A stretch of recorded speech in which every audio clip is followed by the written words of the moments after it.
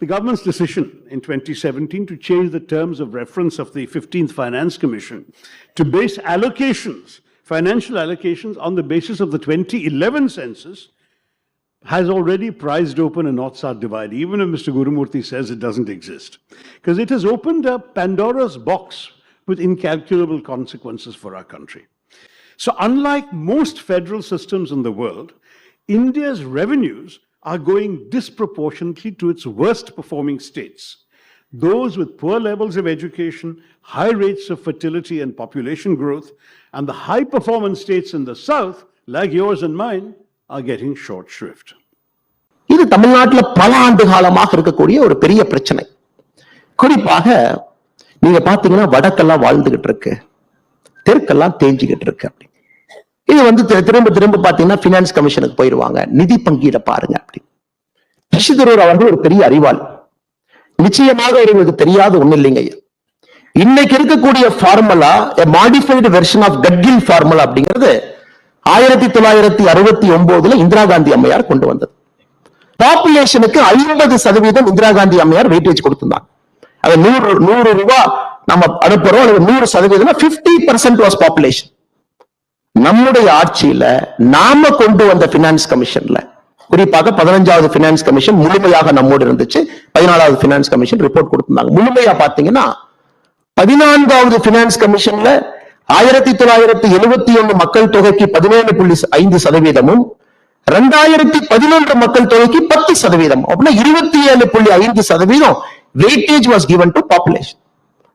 பாரதிய ஜனதா கட்சி ஆட்சிக்கு வந்த பிறகு ஐயா குருமூர்த்தி அவர்கள் சொன்னது போல கன்சென்சஸ் எல்லா மாநிலத்தினுடைய அனுமதியை பெற்று எங்க 50-60% ஆரம்பிச்சதவங்க we have brought it down to 15%. இன்னைக்கு 15% மட்டும்தான் பாப்புலேஷனுடைய weightage.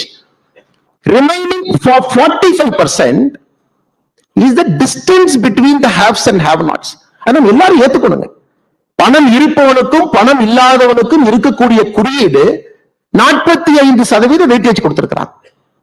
15% good performance.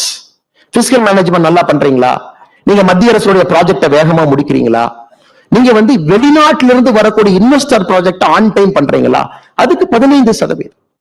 10% ecology, green கவரை மெயின்டைன் பண்றீங்களா, தேவையில்லாம பொல்யூட் பண்ணலையா, கிரீன் எனர்ஜிக்கு போறீங்களா, 15% ஜியோகிராபிக்கல் ஏரியா.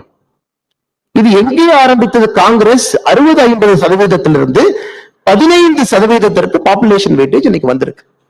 அதை இன்னொரு விஷயமா பிடித்துக் கொண்டு அதை தொடர்ச்சியாக எந்தவித நாலேஜும் இல்லாம திராவிட முன்னேற்ற கழகத்தினுடைய அரசியல்வாதிகள் பேசுவது வியப்பு மட்டுமல்ல, இது நகைச்சுவை. 31/12/2023 நம்முடைய 16th பினான்ஸ் கமிஷன் அனௌன்ஸ் பண்ணிருக்கு. 16th பினான்ஸ் கமிஷன் புது வெயிட்டேஜ் கொடுக்க போறாங்க. உங்களுக்கு தெரியும் பாப்புலேஷன் வெயிட்டேஜ் 60 15க்கு வந்துருச்சு. குட் பெர்ஃபார்மன்ஸ் 0 15க்கு போயிருச்சு. இப்ப குட் கவர்னன்ஸ் பக்கம் பாரதிய ஜனதா கட்சி நிற்கிறதா, காங்கிரஸ் நிற்கிறதா என்பதை நீங்கள் முடிவு செய்து கொள்ளுங்கள். நேரு அவர்கள் கம்பல்சரியா நார்த் இந்தியன் ஸ்டேட்ஸுக்கு ஃபிளைட் ஈக்குவலைசேஷன் பாலிசி போட்டார். குறிப்பாக நம்மை போன்ற மாநிலங்கள், நம்ம சொன்ன அண்ணே ஊரெல்லாம் ஜார்க்கண்ட்ல இருக்கு, பீகார்ல இருக்கு, நாங்க ட்ரெயின்ல அயனூர்ல பீகார்ல இருந்து ஜார்க்கண்ட்ல இருந்து எடுத்துட்டு வந்தா தமிழ்நாட்டுக்கு ரொம்ப தூரம் இருக்கு. பக்கத்து மாநிலத்தில எல்லாம் தொழிற்சாலைகள் போய் எங்க ஆளுங்க போட்டுருவாங்க. அப்ப எங்க ஊர்ல ஒருத்தர் தொழிற்சாலை போடுறாருன்னா அவருக்கு அந்த இன்சென்டிவ் இருக்கணும். அயனூர் பீகார்ல இருந்து வர்றதுக்கு இன்சென்டிவ் கொடுக்கணும். நேரு என்ன சொன்னாங்க, ஓகே ஒத்துக்கிறோம், அயனூரும் கோலூரும் ஜாஸ்தி இந்த பெல்ட்ல இருக்கு, இருந்தும் தமிழ்நாடு, கர்நாடகா, கேரளா இண்டஸ்ட்ரி போட்டாங்கன்னா அவங்களுக்கு இன்சென்டிவைஸ் வர்றதுக்கு ஃப்ரைட் ஈக்குவலைசேஷன் பாலிசி, அதாவது 1 டன் ஓரை நீங்க பீகார்ல ஏத்தி அதை வெஸ்ட் பெங்காலுக்கு கொண்டு போனாலும் ஒரே ரேட், தமிழ்நாடு கொண்டு வந்தாலும் ஒரே ரேட்னு ஃப்ரைட் ஈக்குவலைசேஷன் பாலிசி கொண்டு வந்தாங்க. நம்ம இண்டஸ்ட்ரி ப்ராஸ்பர் ஆகும். இன்னைக்கு பீகார்காரன் கால்குலேட் பண்றான், அன்னைக்கு டிஸ்டன்ஸ் வச்சு நீங்க ஃப்ரைட் ஈக்குவலைசேஷன் இல்லாம டிஸ்டன்ஸ் வச்சு கணக்கு போட்டிருந்தா எனக்கு சதர்ன் ஸ்டேட்ஸ் 1,21,000 கோடி ரூபாய் கொடுக்கணுங்க. அரசியலுங்கிறது நாம அப்படியே நம்ம ஊர்ல என்ன பேசுறாங்க அப்படிங்கறத தாண்டிங்க வேற மாநிலத்துல இதே விஷயத்தை எப்படி பாக்குறாங்க நம்ம படிக்க ஆரம்பிச்சோம்னா, திராவிட முன்னேற்ற கழகம் எப்படிப்பட்ட ஒரு இன்டெலெக்சுவல் கெப்பாசிட்டி இல்லாம, திங்கிங் இல்லாம, ஃபார்வர்ட் லுக்கிங் இல்லாம